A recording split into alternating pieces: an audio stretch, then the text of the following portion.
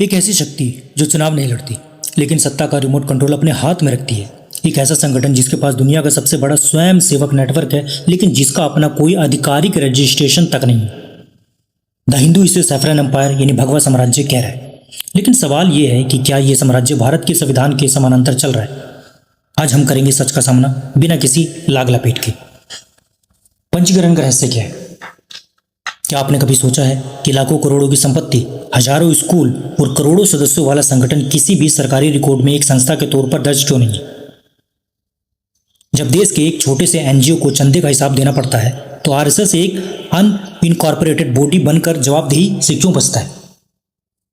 आलोचक इसे कानूनी कवच कहते हैं क्योंकि जब संगठन रजिस्टर्ड ही नहीं है तो उस पर एक इकाई के रूप में मुकदमा चलाना कानूनन बहुत जटिल हो जाता है। इतिहास गवाह है कि आरएसएस पर 3 प्रतिबंध लगाए गए। संघ के समर्थक इसे परम राष्ट्रभक्त कहते हैं, लेकिन भारत के इतिहास में 3 ऐसे मोड़ आए जब चुनी हुई सरकारों ने इसे लोकतंत्र के लिए खतरा माना। पहला प्रतिबंध लगाया गया 1948 में जब गांधी जी की हत्या कर दी गई एक्सट्रीमिस्ट द्वारा, नाथुराम गोडसे द्वारा। उसके बाद आरएसएस का भी इसे नाम जुड़ा और उसके बाद सरदार पटेल जी ने इस पर बैन लगाया और उन्होंने पटेल जी ने अपने खत में वो लिखा कि संघ का जहर देश की शांति निकल रहा है। दूसरा प्रतिबंध लगाया गया आपातकाल के दौरान 1975 में इंदिरा गांधी के समय।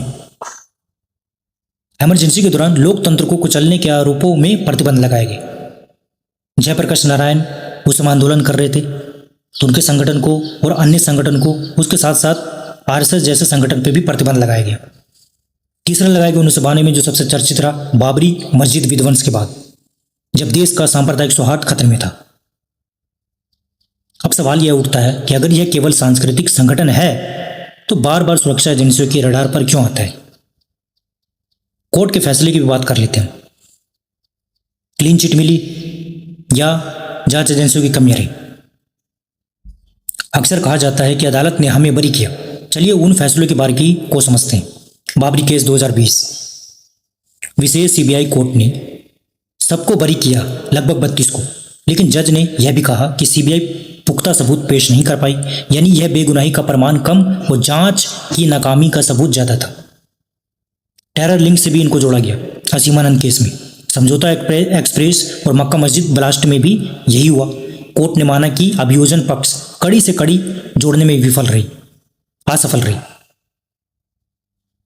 क्या यह महज इत्तेफाक है कि जब जब केंद्र में वैचारिक रूप से करीब सरकार होती है, जांच एजेंसियां संघ से जुड़े मामलों में कमजोर क्यों पड़ जाती है? क्या ये संविधान को चुनौती दे रहे हैं? इनका एजेंडा क्या है, उद्देश्य क्या है? हिंदू राष्ट्र बनाना। लेकिन भारतीय संविधान तो कह रहा है धर्मनिरपेक्ष राज्य की स्थापना करना जो सर्वधर्म समभाव पर टिका हुआ है। तो संविधान की प्रस्तावना कहती है धर्मनिरपेक्ष और संघ की विचारधारा कहती है हिंदू राष्ट्र।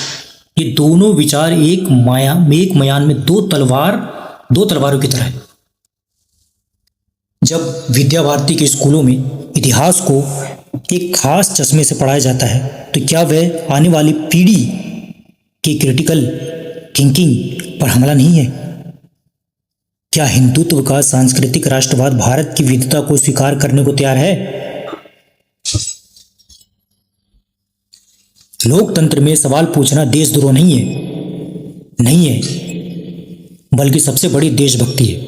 अगर संघ वाकई बेदाग है तो उसे आरटीआई के दायरे में आने और अपनी सदस्यता सार्वजनिक करने में डर कैसा? थिंक नजर का आज का ये विश्लेषण किसी संगठन के खिलाफ नहीं बल्कि उस अपारदर्शिता के खिलाफ है जो लोकतंत्र को कमजोर करती है। क्या आप एक अदृश्य शक्ति द्वारा शासित होने को तैयार हैं? कमेंट में अपनी राय जरूर दीजिएगा, दिल से दीजिएगा।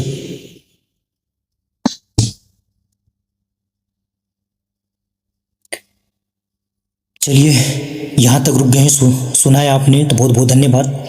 मिलते हैं नेक्स्ट वीडियो में। आप सभी को जुड़ने के लिए एक बार तहे दिल से धन्यवाद। जय हिंद, शुभ रात्रि, सबक है। जाते जाते मैं डिस्क्रिप्शन में इसके ऑथेंटिक रिसोर्सेज डाल दूंगा, रेफरेंस डाल दूंगा, वहाँ से आप जा करके पढ़ सकते हैं या सर्च करके पढ़ सकते हैं। बहुत बहुत शुक्रिया।